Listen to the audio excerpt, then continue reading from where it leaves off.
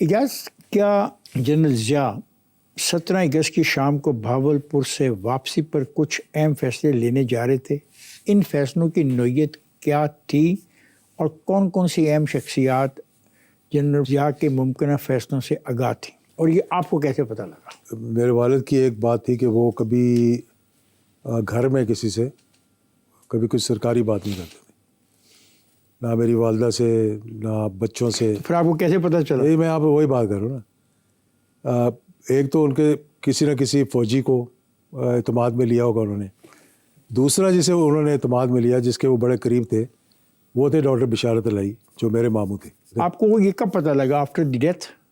ہاں لازمی بات ہے، مجھے اچھا، پہلے تو پتہ ہی نہیں لگا آفٹر دی تھا۔ ڈیتھ آپ کو پتہ لگا کہ ڈاکٹر بشارت الہی کے ذریعے کہ 26 اگست کو غلام مصطفیٰ جتوئی کو نگران وزیر اعظم بنانے کا فیصلہ ہو گیا تھا، اور 17 کی شام کو اسی حوالے سے کوئی میٹنگ لینی تھی، کوئی حلف ہونا تھا، اور مرزا اسلم بیگ کو chairman joint chief of staff بنانا تھا، جنرل افضل کو vice chief of army staff بنانا تھا۔ یہ ساری باتیں پھر ڈاکٹر بشارت الہی نے آپ کو بتائیں۔ مجھے بتائیں اجاز، مجھے آپ بتانا پسند کریں گے کہ ضیاء الحق جس طیارے میں پرواز کر رہے تھے اس کے دروازے میں کوئی خرابی بھی تھی، اور جسے درست کرنے کے لیے لوگ کچھ جہاز میں بھی گئے تھے؟ یہ بھی آپ کا ایک انٹرویو ہے جو آپ نے 16 اگست 2021 کو دیا، کیا یہ حقیقت ہے؟ دیکھیں، بہت سی چیزیں ایسی ہیں جو انکوائری کے اندر آئی تھی، اس میں 2 ایئر فورس کے اب دیکھیں، جب ہم انکوائری کی بات کر رہے ہیں تو 3 کمیشن بنتے ہیں، Bandial commission, Shujaat commission and Shafi ur Rehman commission. ہاں کسی ایک کمیشن سے نے بھی آپ کو طلب کیا؟ مجھے کیا جسٹس شفیع الرحمان کمیشن میں، ٹھیک، باقی کسی نے کوئی بات نہیں۔ یہ انفارمیشن آپ کے پاس کہاں سے آئی کہ جہاز کا دروازہ خراب تھا؟ یہی تو بڑی مطلب یہی تو اہم بات ہے ساری، مطلب دس از دی کرکس آف دی کور اپ۔ دیکھیے 2 ایئر فورس کے افسر تھے جو تعینات تھے جہاز کی انویسٹیگیشن کرنے کے، ایک تھے ایئر کوموڈور ظہیر زیدی اور ایک تھے ایئر کوموڈور عباس مرزا۔ اب دونوں میں سے سینئر میرے خیال میں عباس مرزا صاحب تھے، he still live, Zaheer Zaidi has died some time ago. Zaheer Zaidi was the first air force officer to get to the site of the crash. اس نے کیا کیا کہ پہلا کام اس نے یہ کیا کہ اس نے جا کر وہاں سے جناب چیزیں اٹھائیں، مینگو کے اٹھائیں، جہاز کے جو ٹکڑے تھے وہ اٹھائے، کچھ اس کو ملا جو کپڑا وردی شردی سارے اٹھائے، اور وہ اس کو لے گیا پن اسٹیک میں۔ PINSTECH is a laboratory. اس پن اسٹیک میں اس وقت کے جو چیئرمین تھے وہ اس کے کوئی بڑے قریبی عزیز تھے۔ راتوں رات اس نے کیمیکل انالیسس کروایا، کیمیکل انالیسس کروا کے اس نے رپورٹ اپنے پاس رکھ لی، اور اس رپورٹ کے اندر، کیمیکل انالیسس کی جو رپورٹ ہے اس میں یہ عیاں ہو گیا کہ دس واز بیسیکلی بلاسٹ اور سم تھنگ لائک دیٹ۔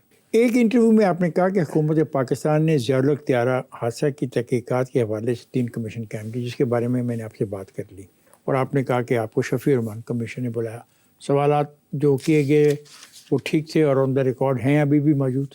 دیکھیں میں نے ان کو ایک، کیونکہ میں اس وقت بہت جذباتی ہو گیا، رپورٹ جو ہے نا سامنے ابھی تک نہیں آ سکی قوم کے، نہیں آئی، لیکن میں نے دیکھ لی تھی، ان دا سینس کہ 3 میں سے جسٹس ریاض تھے، justice Shafi Ur Rahman was heading that, then justice Riaz جو کہ چیف جسٹس رہے پنجاب میں، اور ایک اس میں سے سندھ کے تھے، میں ان کا نام بھول رہا ہوں، وہ میرے ایک دوست کے بڑے قریبی جاننے والے تھے۔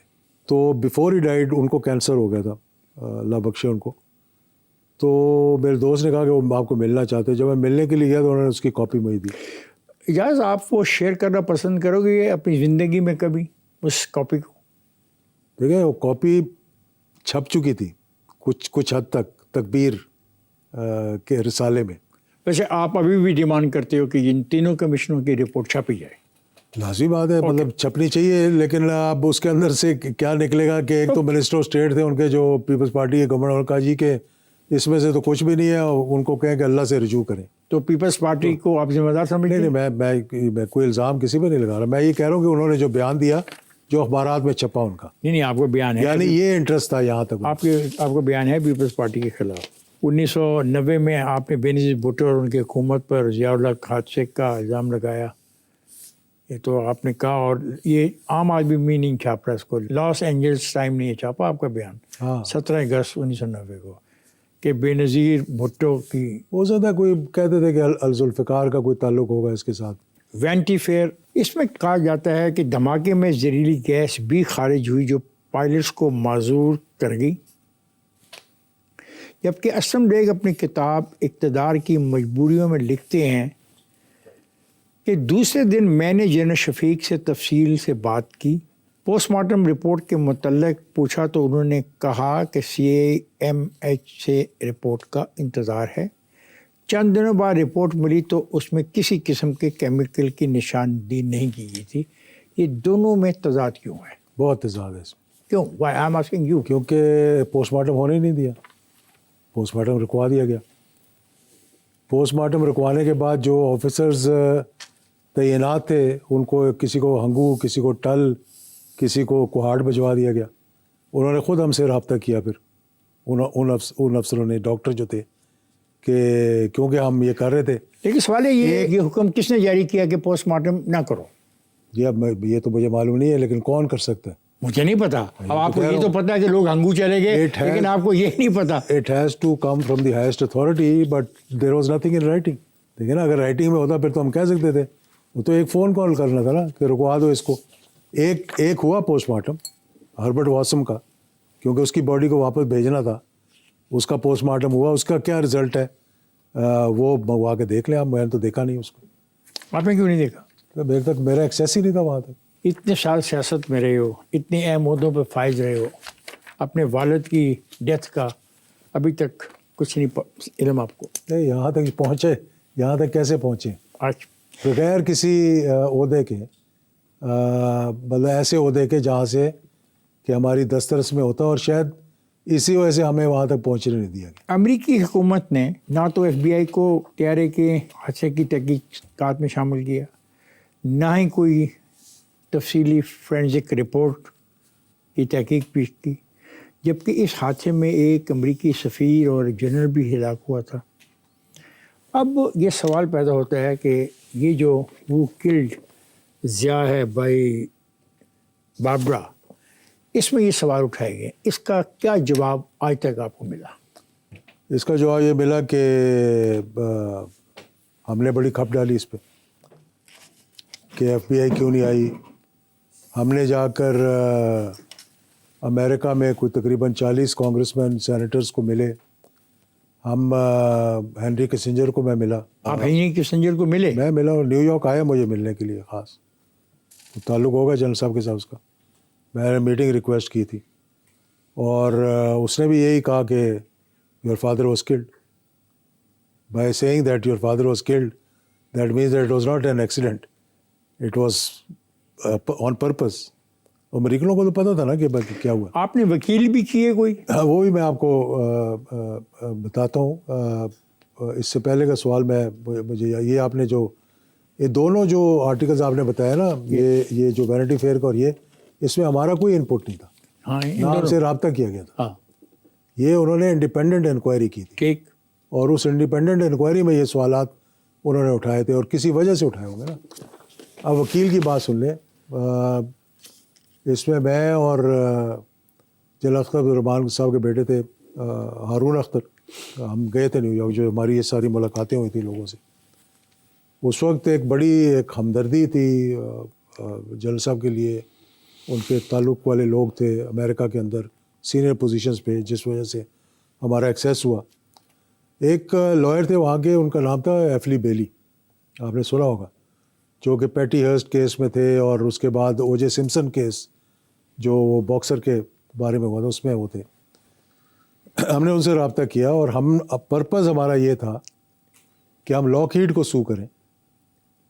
तो लॉकहीड जिनका जहाज़ है, आप उनको, जिनका C-130 जहाज़ है, कि लॉकहीड को हम सू करेंगे, और लॉकहीड को हम $1 बिलियन या whatever the price is, so that Lockheed comes forward and proves that it was not an accident, it was a sabotage. This was the purpose basic.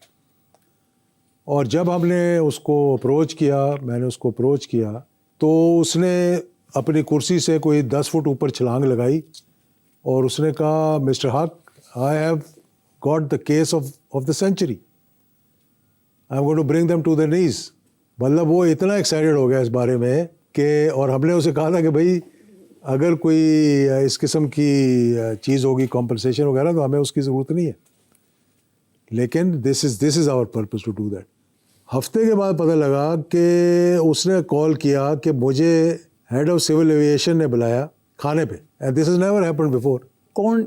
ایفلی بیلی کی بات کر رہا ہوں. کس نے بلایا؟ ان کا جو ہیڈ آف سول ایویشن تھا, مجھے نہیں پتا کون تھا, United States of America. United States of America کا, کہ اس نے مجھے بلایا کھانے پہ اور وہ میں جا رہا ہوں اور تو یہ تو بڑی زبردست بات ہو رہی ہے. تو ہم نے کہا بڑا اچھا ہے ماشاء اللہ. اچھا ایک اور مزے کی بات بھی بتاؤں کہ اس میں دونوں جو امریکنز بیچ میں ہلاک ہوئے تھے, بریگیڈیئر واسم اور ایمبیسڈر ان کے جو تھے, ان کی دونوں کی بیویاں بھی آن بورڈ تھیں ہمارے ساتھ. وہ آپ کے ساتھ اس مقدمے میں شامل تھیں؟ مقدمے میں شامل نہیں تھیں, مطلب مقدمہ کرنے میں شامل تھیں. ان کو ہم نے کہا تھا کہ ہم یہ کرنے جا رہے ہیں تو انہوں نے ہمیں کنسنٹ دی کہ you should do it. This means that if اگر کیس آگے چلتا تو لازم بات ہے ان کی گواہی کہیں آتی یا کوئی بات چیت آتی. یہ ان سے گفتگو ہوئی تھی. وہ جب میٹنگ ہوئی اور وہ لنچ ہوا نا تو اس کے بعد سارے ٹیلی فون بند ہو گئے اور پھر ہمیں کہا گیا, کنوے کیا گیا. وہ conveyor you from his office, secretary ہوگی یا اس کا کوئی بندہ ہوگا کہ sorry we can't pursue this case so please stop calling us. ہم تو بعد میں پوچھ رہے تھے کیا ہوا بتاؤ ہمیں کیا ہوا. تو یہ جو میسج آپ کو آیا آپ کے وکلا کی طرف سے, یہ ہینری کے ملاقات کے بعد آیا یا اس سے پہلے آیا؟ نہیں, اس سے بعد آیا.